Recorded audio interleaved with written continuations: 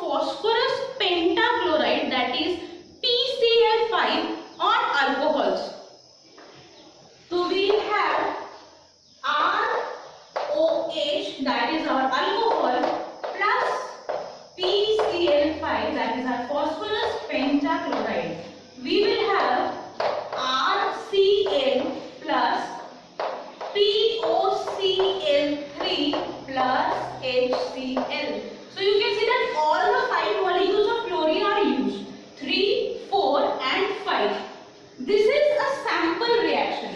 Now if we want an example for this, we can use CH3OH, that is methyl alcohol, plus PCl5, that is phosphorus pentachloride. It will give us methyl chloride along with POCl3 and HCl. So this is an example of the action of phosphorus pentachloride on alcohol. Same can be done with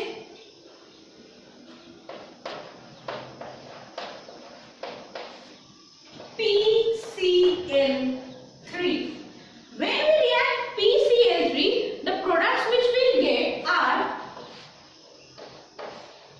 RCl along with H3PO3.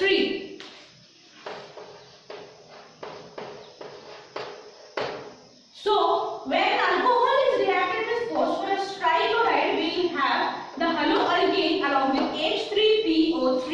So now let's have an example. Ethyl alcohol when reacted with phosphorus trichloride gives us ethyl chloride along with H3PO3. So these are the two reactions where we have used phosphorus halides. Phosphorus halides reacting with alcohols to form the haloalkanes RCl and RCl. The next method of preparation is with alkenes. Now we will prepare our haloalkenes from alkenes. So now we will be using the double bonded species of carbon, that is the double bonded hydrocarbons will now be used, and now we will prepare from that. So the next is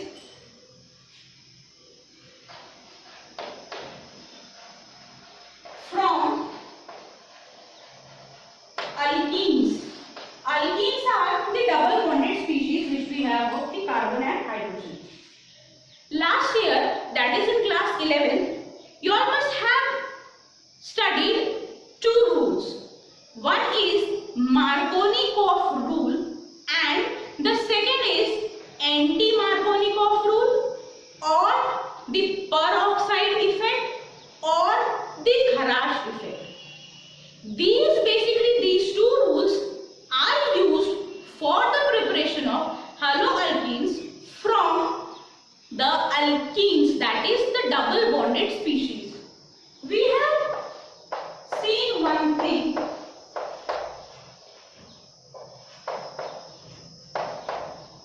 that if this is the unsymmetrical alkene and we add HBr, according to Markovnikov rule, we know that the addition molecule, or it is also known as the addendum, the negative part of this addendum will add on the carbon of the double bond which has less number of hydrogen atoms. So this double bond will break one free valencies, and this will be Br and here it will be H. So this is addition according to the Markovnikov's rule. Now if we go by the peroxide effect or the anti-Markovnikov rule, same reaction will be taking place, but there will be a peroxide which will be used as a catalyst. So the products would be different.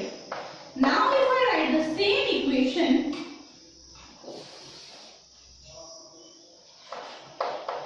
CH3, CH double bond, CH2, that is propene plus HBr.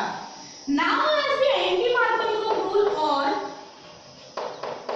the peroxide, that is when the same reaction takes place in the presence of a peroxide, now the negative part of this addition molecule or the will add on that carbon of the double bond which has more number of hydrogen atoms. So if I see these two carbons, here it is only one hydrogen and here two hydrogen atoms are attached. So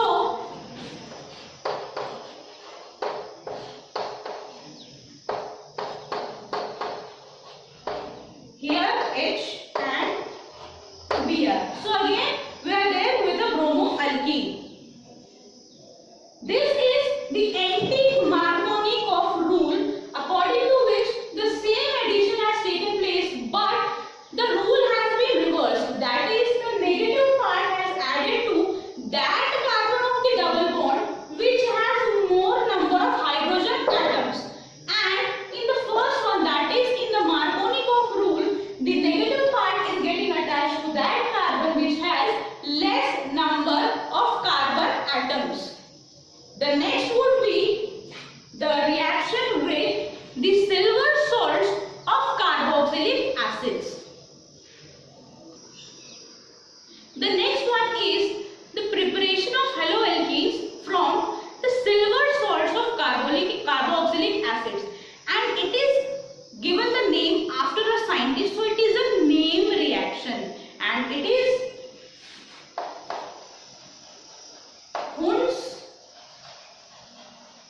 Dicker reaction. Here we use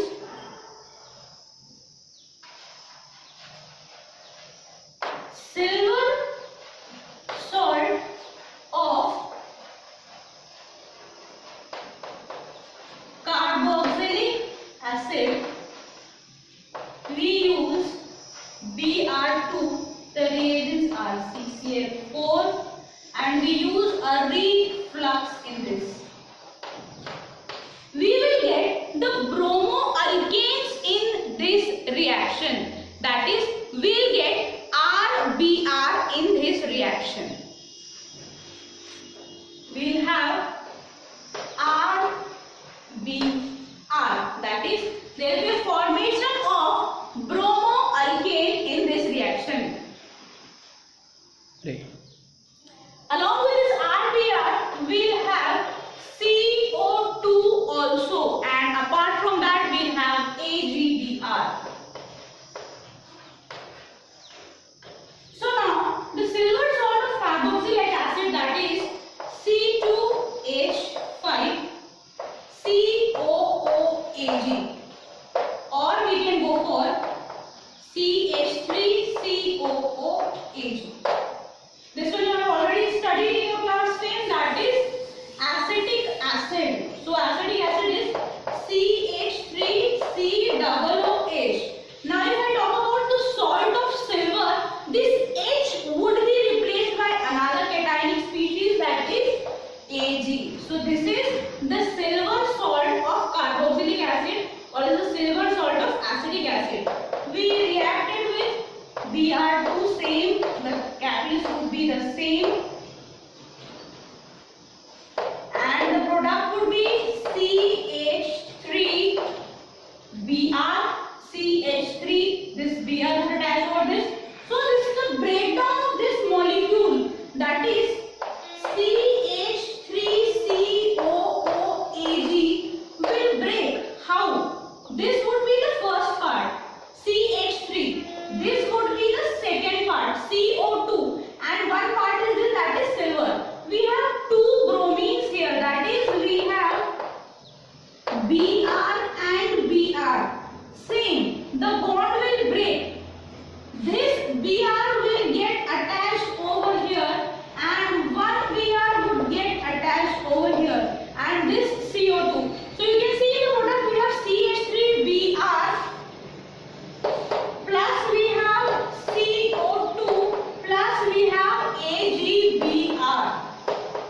So the Hunts-Dicker reaction says that when the silver salt of carboxylic acids are reacted with bromine, they use carbon tetrachloride and they reflux it, we obtain the bromoalkene along with carbon dioxide and AgBr. In the next chapter, we will start off with